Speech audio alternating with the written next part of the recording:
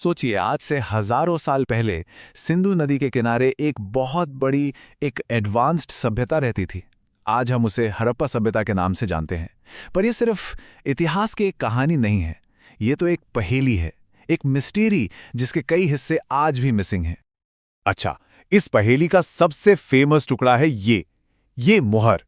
ये सेलखड़ी नाम के एक मुलायम पत्थर से बनी है जिस पर नक्काशी करना आसान होता है। पर यह सिर्फ आर्ट नहीं थी, ये उस जमाने के स्टैंप की तरह थी, व्यापार में पहचान और अथॉरिटी का सिंबल। इन मोहरों पर जानवरों के साथ साथ कुछ निशान भी दिखते हैं, है ना? यही यही इनकी लिपि है, इनकी राइटिंग।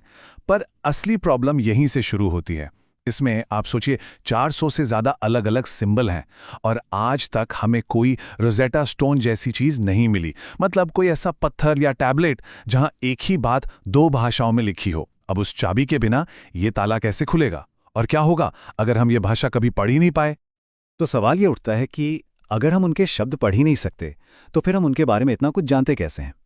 जवाब मिलता है उन चीज़ों में जो वो पीछे छोड़ गए, उनके शहरों के खंडरों में, जो आज भी बिना कुछ कहे अपनी कहानी सुनाते हैं। चलिए, तो इनकी कहानी शुरू करते हैं इनके बसाए हुए शहरों से। और ये शहर उस जमाने के हिसाब से किसी अजूबे से कम नहीं थे। ये कोई छोटा मोटा इलाका नहीं था। आज के पाकिस्तान और पश्चिमी भारत में फैली ये सभ्यता, अगर आप एंशिएंट इजिप्ट और मेसोपोटामिया को मिला भी दें तो भी उनसे ज्यादा बड़े इलाके में फैली थी। सोचिए, इतने बड़े एरिया पर वो राज कैसे करते होंगे। जरा मोहनजोदड़ो जैसे शहरों को देखिए। ये शहर दो हिस्सों में बटे थे। एक ऊंचा हिस्सा जिसे दुर्ग या सिटाडेल कहते हैं, शायद यहाँ शासक वर्ग रहता था या कोई बड़े पब्लिक फंक्शन होते थे। और दूसरा था निचला शहर, जहां आम लोग रहते थे।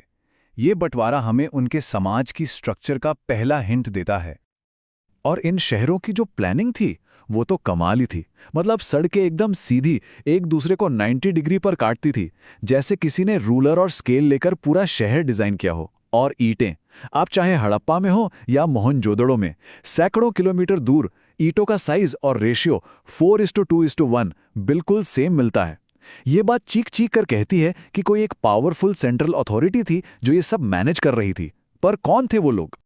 उनकी इंजीनियरिंग का सबसे बड़ा सबूत ये ड्रेनेज सिस्टम। हर घर एक नाली से जुड़ा था और सारी नालियां ढकी हुई थी। उस जमाने में साफ सफाई का ऐसा सिस्टम, ये तो किसी भी और सभ्यता से मीलों आगे था। उन्होंने इतनी सोफिस्टिकेटेड व्यवस्था बनाई कैसे होगी?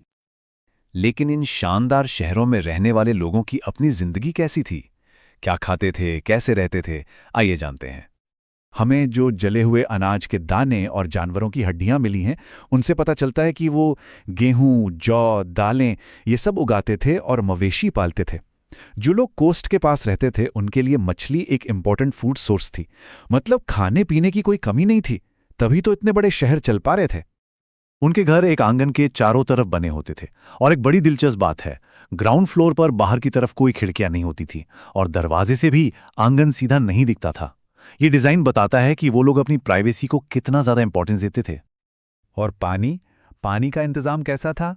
आपको यकीन नहीं होगा, अकेले मोहनजोदाड़ो शहर में लगभग 700 कुएं होने का अनुमान है। 700!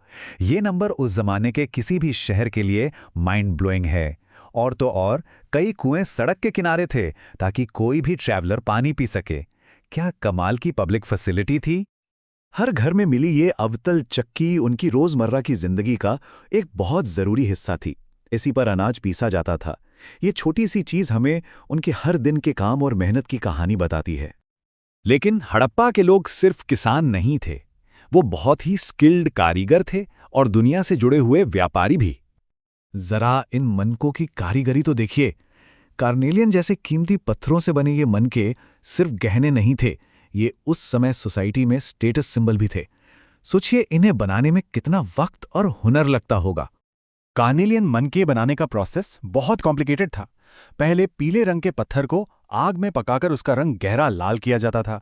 फिर उसे तराशते, घिसते, पॉलिश करते और आखिर में बहुत ही बारीक टूल से उसमें छेद किया जाता था।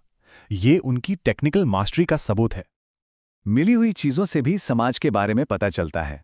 देखिए, मिट्टी के बर्तन और चक्कियां तो हर जगह मिली, लेकिन फायोन्स, जो कि पिसे हुए क्वार्ट्ज से बना एक महंगा मटेरियल था, उससे बने बर्तन और सोने के गहने सिर्फ मोहनजोदड़ो जैसे बड़े शहरों में ही मिले।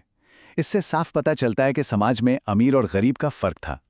उनका ट्रेड सिर्फ आपस में नहीं था, वो ओमान से तांबा मंगाते थे, अफगानिस्तान से लैपिस लजूली जैसा नीला पत्थर और दक्षिण भारत से सोना। ये ट्रेड नेटवर्क ही उनकी प्रॉस्पेरिटी का एक बड़ा कारण था। पर एक सवाल ये भी है कि जब ये नेटवर्क टूटा तो क्या वही उनके पतन का कारण बना? और ये देखिए, ये है दो महान सभ्यताओं के डायरेक्ट कांटेक्ट का पक्का सबूत। बाईं तरफ हड़प्पा की मोहर है और दाईं तरफ मेसोपोटामिया की, लेकिन उस पर हड़प्पा का बैल बना हुआ है। इसका मतलब वो सिर्फ सामान ही नहीं बल्कि आइडियाज भी एक दूसरे से शेयर करते होंगे। लेकिन इतनी सारी खोजों के बाद भी उनकी दुनिया के कई दरवाजे आज भी हमारे लिए बंद हैं। जैसे कि मोहनजोदाड़ो का ये विशाल स्नानागार, अ ग्रेट बाथ, ये हड़प्पा की सबसे फेमस स्ट्रक्चर्स में से एक है। पर इसका असली मकसद क्या था, ये आज भी एक डिबेट का टॉपिक है। शायद किसी खास धार्मिक अनुष्ठान के लिए इसका इस्तेमाल होता था। अगर ये सिर्फ नहाने के लिए नहीं था, तो फिर इसका क्या राज था? उनकी कब्रें भी एक पहेली हैं।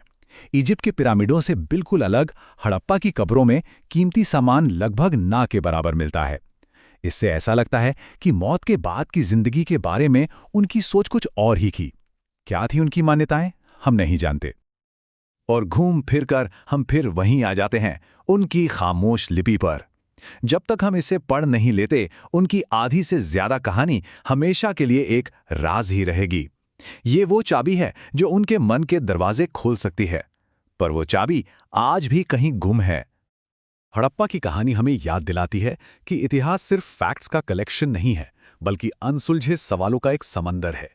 ये खामोश चीजें उस खोई हुई दुनिया की गवाह हैं, और शायद ये हमसे यही कह रही हैं कि उनकी पूरी कहानी सुनने के लिए हमें और गहराई से देखना होगा।